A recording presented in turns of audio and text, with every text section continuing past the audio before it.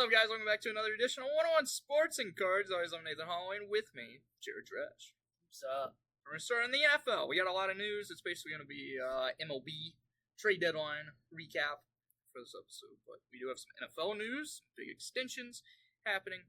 DJ Moore signed a 4-year, $110 million extension with the Bears, the largest deal in Chicago Bears history. Is this a good move?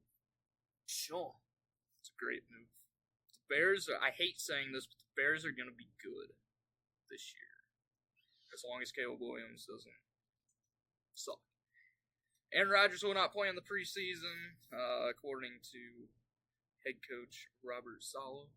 So I think he should.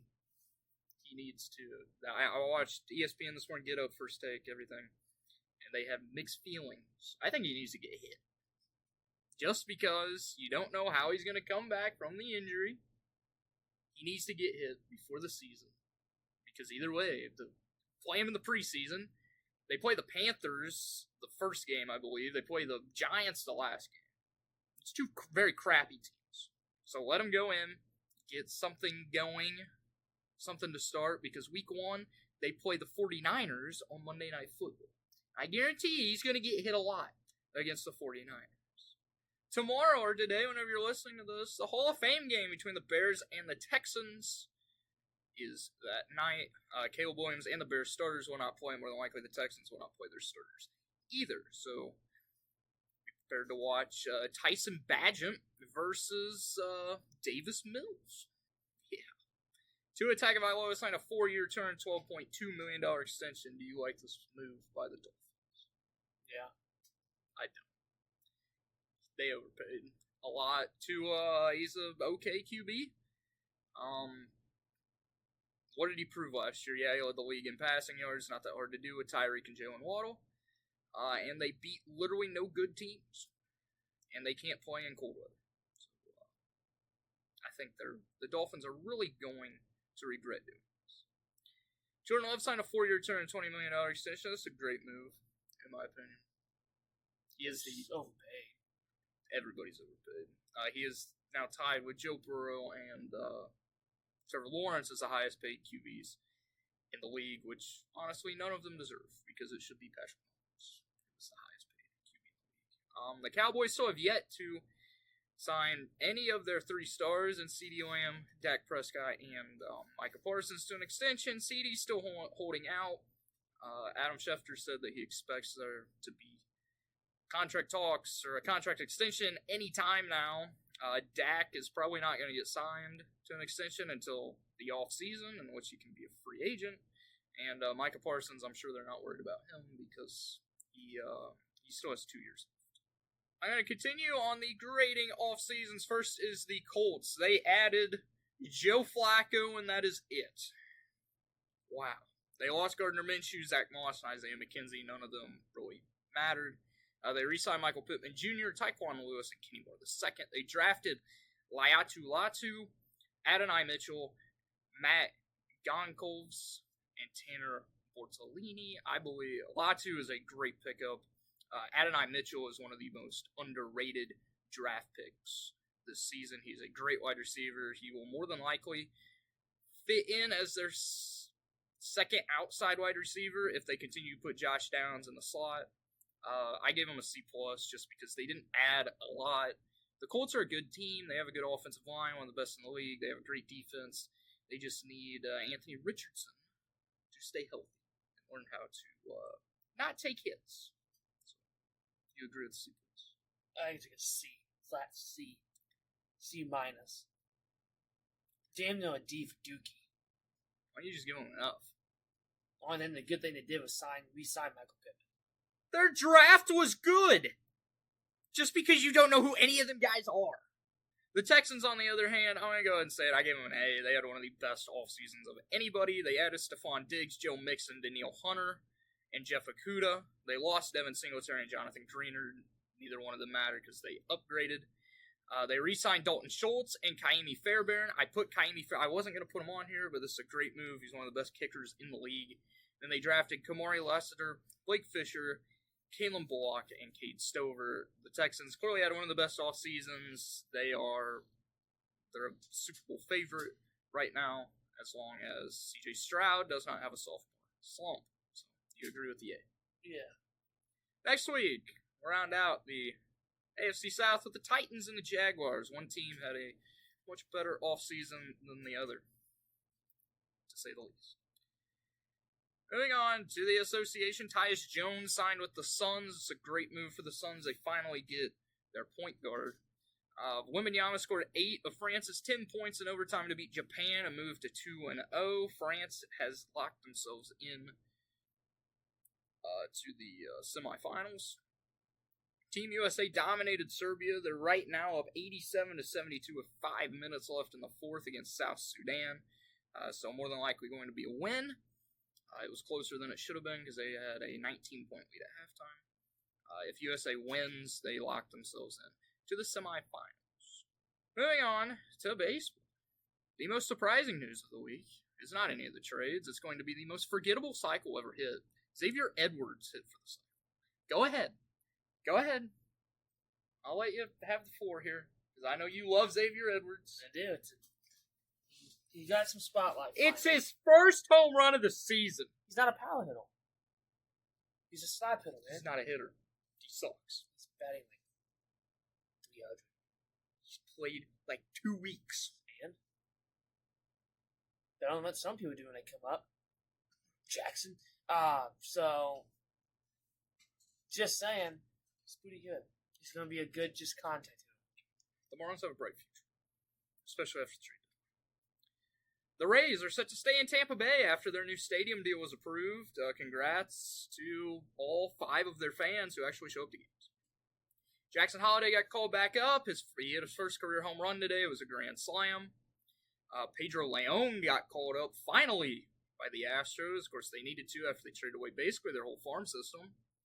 The Cardinals called up Michael McGreevy. He will make his first career start today. He is their second top pitching prospect behind T. Kids.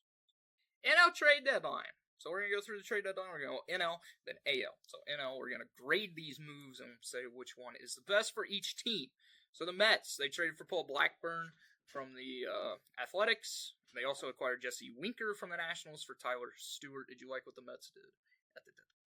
So I believe they should have sold. I don't think they're going to be especially with what the Dodgers did. The Mets definitely didn't do anything to help them. The Braves made one move. They acquired Jorge Soler from the Giants, of course, bringing back to 2021. World Series MVP. Yeah. You like that move? it's okay. Depends what they gave up. They didn't give up like anything. Okay. They don't have much to give up. Yeah. Anyway. I don't mind the move. I don't think it makes the Braves much better. They should have acquired a starting pitcher since all their pitchers are hurt besides Chris Sale. The Phillies acquired Carlos Estevez from the Angels. He will be their new closer. Just to tell you, if I didn't put who they gave up, they didn't give up anybody that I know. So. Yeah, sure. I mean, it's a bullpen all they need. The Cardinals acquired Eric Fetty and Tommy Pham from the White Sox. I hated that they got Eric Fetty.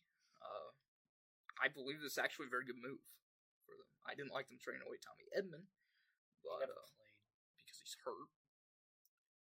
But I don't like them getting Tommy Pham. Tommy Pham's Trash. Yeah. The Cubs acquired Isaac Paredes from the Rays for Christopher Morel. I don't like it. I didn't either. Christopher Morel has had 2 games in Tampa Bay. He's hit 2 home runs so far. So I think they should have kept Morel. The Cubs, this is the only deal they made that made them better. They traded away one of their best relievers to the Yankees, which we'll talk about later. The Cubs aren't going to be competing. They're tied for last with the Reds. Yeah. There's no way they're going to catch up to the Brewers. There's only going to be one NL Central team that makes it because the NL Central is straight trash. Unless the Pirates make a wild card spot or the Cardinals. It's even hard for the Cubs to make a wild card spot right now, especially with some other wild card teams making moves that the Cubs did. I think they should have kept him. I think he's a big piece of that future. Well, was going to be. He only bats about 230, but the dude... He's also a very likable guy. Yeah. Especially by Cubs fans. And the dude can hit a home run for you when you need it. And he's an electric player. And you can actually feel like he loved Chicago. And Isaac Paredes is a great player. Yeah. It's just not somebody I would have given Morello for. But now you have him at full space. Where's Michael Bush going to play now? Because Michael Bush has been pretty damn good this year. He can play third. I don't know. I don't even know who their third baseman Morel is. played third. Sometimes. Yeah. Didn't start every day. Because, damn, I forgot his name. Who's their manager? Craig Counsell. Craig Counsell's a terrible manager. And he's proven that this season. The Pirates acquired Brian De La Cruz from the Marlins. This is the only move they made. I love what they did. He's a good Brian player. De La Cruz, he's a great power hitter. He's an okay hitter all around. They need an outfielder because Jack Sawinski has not been the best. They just sent him down, especially with center fielder. What's his name? Holy crap, their best player besides Paul Skeens. Brian Reynolds? Yeah. Him coming back from bereavement leave. I believe this is a great move for the Pirates, and this is going to propel the Pirates into a wild card spot. That's mine. If Skeens keeps up and the pitching is what holding them in, it ain't the offense. The offense isn't that great. They just need O'Neal Cruz to step up, which O'Neal Cruz has stepped up. He's been really good. yeah, but not good enough yet. He's been extremely good since the All-Star. The Brewers did one thing. They traded for Frankie Montas from the Reds for Jacob Junis and Joey Wiemer. I like this more for the Reds. Frankie Montas is not a starter anymore. We'll say that the fact that this was the only deal the Brewers made, the Brewers don't need a lot. Yeah. They could have used another starting pitcher. There was a lot out there. And they have a good enough farm system to get it. It doesn't matter. They'll still end up winning the division because they have a large lead over the Cardinals. The Dodgers. The Dodgers made a lot. There's a lot of moves in the NL West. The Dodgers got Michael Kopech from the White Sox for mainly Miguel Vargas. This is good for Miguel Vargas because he's finally going to be able to play. Unfortunately, it's for the White Sox. Yeah. They acquired Tommy Edman from the Cardinals. This was a part of the 3-team trade for the White Sox. All they sent to the Cardinals was cash. Yeah. So this is a very good move for whenever he comes off the IL because the Dodgers wanted utility players, and Tommy Edman is one. It's a definition. Yeah. The Dodgers also acquired Jack Flaherty from the Tigers for Tehran Lirizano and Trace Wayne. Absolutely fleeced. Yeah. This is a great move for the Dodgers. Get Flaherty. They've had unbelievable bad luck with pitchers this season getting injured. They also acquired Kevin Kiermaier from the Blue Jays for literally nothing. They got Ahmed Rosario from the Rays. Second straight year they've gotten Ahmed Rosario at the trade deadline for literally nothing. The Dodgers, as you will see later on, were a winner of this trade. The Padres. Some may say they were a winner. I'm going to tell you they weren't. Later on. Padres acquired Tanner Scott from the Marlins for Robbie Snelling and Adam Mazur. They acquired Martin Perez from the Pirates for literally nothing. That's not bad. Martin Perez has been terrible this year, though. They also acquired Jason Adam from the Rays for Dylan Lesko, Homer Bush Jr., and J.D. Gonzalez. That's not good. They gave up their entire farm system to get Jason Adam and Tanner Scott. Yeah. Including every one of their good young pitchers. Yeah. And they had a lot of them. And maybe they should have kept them because their starting pitchers on the big league club aren't that good, besides Dylan Cease. The Diamondbacks acquired Josh Bell from the Marlins, Dylan Floro from the Nationals, and A.J. Puck from the Marlins. They traded Davis and De Los Santos to the Marlins. That was really the only guy they gave up in any of these deals. Yeah. The Diamondbacks have been playing a lot better second half of the season. They couldn't get much worse. For the AL, the Red Sox, they made 4 moves. They acquired Luis Garcia from the Angels. The most questionable move, in my opinion, was Quinn Priester from the Pirates for Nick York. I like it. Nick York was never going to play. They already got a shortstop in Cedane Rafaela. Quinn Priester almost has a 6 ERA.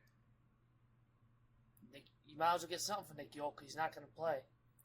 They acquired Danny Jansen from the Blue Jays for Edison Polino and Cutter Coffee. I think this is a great move for them to make. And then they acquired James Paxton from the Dodgers for literally nothing because the Dodgers DFA'd him. The Orioles, they made multiple moves. They got Eloy Jimenez from the White Sox for literally nothing. They acquired Zach Eflin from the Rays for Mac Horvath and Jackson Ballmeister, who was their second top pitching prospect.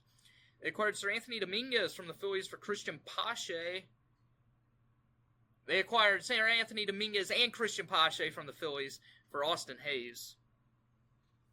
Very weird move of two of the top teams, but, I mean, they needed another reliever. Yeah. And you get Pache, who's a great outfielder. Not a good hitter. We'll say that. The Orioles also got Gregory Soto from the Phillies. And they acquired Trevor Rogers from the Marlins for Connor Norby and Kyle Stowers, which was the only trade where they had to give up their top prospects. But I like it, though. Trevor Rogers, he also has a year and a half left on contract. Because Norby was never going to play, and so was Stowers. No. So now they got a chance. And Trevor Rogers is going to be very good. I can't. Yeah. I mean, he's good overall. It's his numbers, no numbers for the Marlins actually look good because they're the Marlins. Yeah. The Yankees, they made two moves. They acquired Jazz Chisholm from the Marlins for Jared Cerna, Augustin Ramirez, and Abraham Ramirez. The Yankees won that trade. Jazz has been great in 3 games. He's hit 4 home runs. They also acquired Mark Leiter Jr. from the Cubs for literally nothing. That's the only things the Yankees did. Yeah. The Royals acquired Paul DeYoung from the White Sox and Michael Lorenzen from the Rangers. Nothing amazing. Good bench bat. Yeah. And Lorenzen, I don't know if he's going to be starter or reliever. See, he's not been the best starter for Texas this year. The Guardians only made one move. They acquired Lane Thomas from my Nationals for Alex Clemmie, Rafael Ramirez, and Jose Tena. I love this move for the Nationals more. Just to get Clemmie, who was their top... he was their second-round pick in 2023. He was one of their top prospects, pitching prospects. And then Jose Tena, who's batting 300 in AAA. He was actually going to have a chance to play with the Nationals. And it's sad to see Lane go. Should have got him last year. But we got more. Mike Rizzo said that he got more better offers this year. So the Astros acquired Yusei Kikuchi from the Blue Jays for Jake Bloss, Will Wagner, and Joey Lapafito. Horrible. This was the worst move of the deadline. Yeah. Jake Bloss is their top pitching prospect. Joey Lapafito has been one of their best players since being called up. And Yusei Kikuchi, he doesn't move the needle to where the Astros are going to be competing against the Mariners, who made some very good moves. Mariners acquired Justin Turner from the Blue Jays for nothing. Yeah. They acquired Yemi Garcia from the Blue Jays for Jonathan Clase.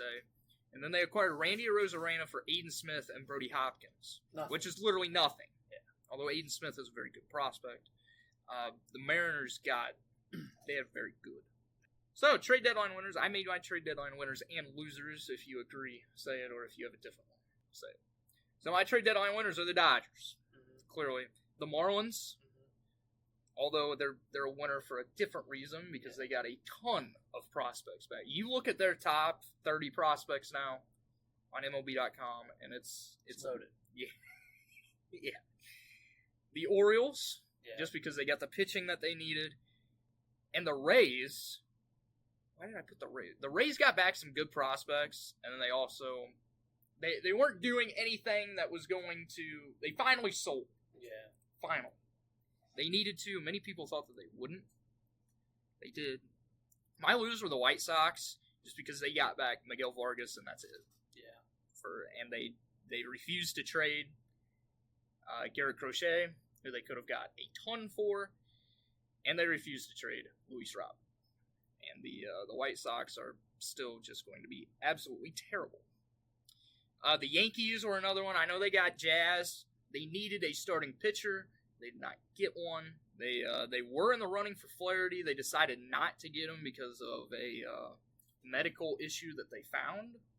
So that could be interesting to see with the Dodgers for Flaherty. The Padres, just because they gave up their whole farm system. The Twins, because the Twins made 0 moves. They saw the Guardians get Lane Thomas. They got a little bit better. The Royals got a little bit better by getting DeYoung and Lorenzen.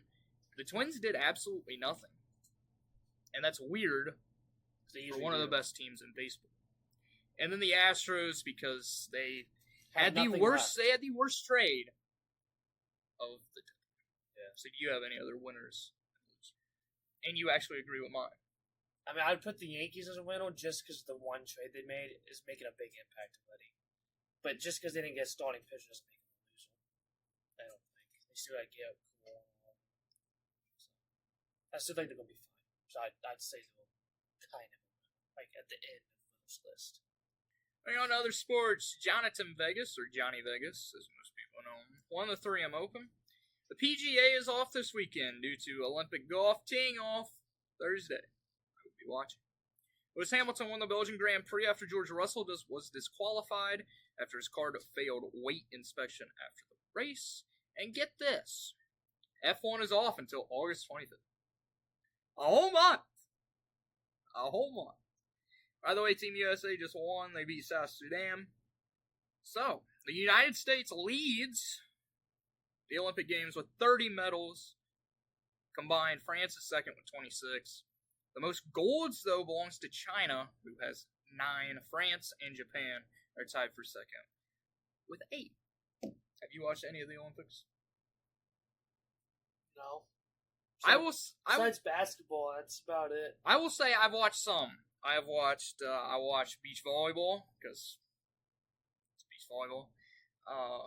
It's also, the beach volleyball scene there is so cool, because right in front of they put it up right in front of the Eiffel Tower. It's a great view. I've watched basketball, of course. I watched some swimming, watched some gymnastics. Of course, Simone Biles and the women's team won gold. I have watched some soccer. With soccer for the women's. Trinity Rodman's been unbelievable for Team USA. She scored again today. Today, before basketball, I don't know what it was called, but it was... handball? No, it was... Table tennis. Shh. I watched some table tennis. Not as much as Anthony Edwards did. Because Anthony Edwards was amazed. I mean, it is impressive. It is. Table tennis, the way how much they're hitting it is insane. And how hard. I watched, it was called slalom. Because it was, they're in a little, like, kayak thing. And they go down, and they like, slalom. They're, like, ski slalom. It's that, but it's in, like, a kayak. It was very impressive to watch. The amount of core strength you have to have is amazing. I was watching gymnastics today at work. They had it on at the job. It was that takes strength from the stuff they're doing. Team USA men's for gymnastics won their first medal in, I believe, 16 years. Yeah. So, congratulations to them. Congratulations to all the medalists so far at the Olympics. I know I said that the Olympics are one of the most overrated things in sports, which I still believe, but congratulations to everybody. I believe there's one more week left of the Olympics. So, yeah. Hopefully, Team USA can get some more golds. So, do you have anything else? No. I don't either. Thank you guys for listening. Tell us your thoughts on my winners and losers, our winners and losers, basically. And what you think. What do you think was the best MLB trade deadline? I know the Flaherty, because I mean they need pitching. I agree with that. My most underrated move, though, it's the Pilots getting blinded. I wasn't gonna say that. That's fine. I'd say the most underrated was I think the Phillies getting Carlos Estevez. He's been one of the better closers in the league. They finally are able to use him as a closer instead of whoever they had, the lefty, whatever his name was. I think it's an underrated move for the Phillies. It was a very down trade deadline, though. There are no big names. Yeah. There was no, Vlad, Bo, Pete, either of the White Sox guys in Crochet or Lou Bob. No big names got traded. Kind of poo. Flaherty was the biggest name. Yeah. Thank you guys for listening. Come back here next week.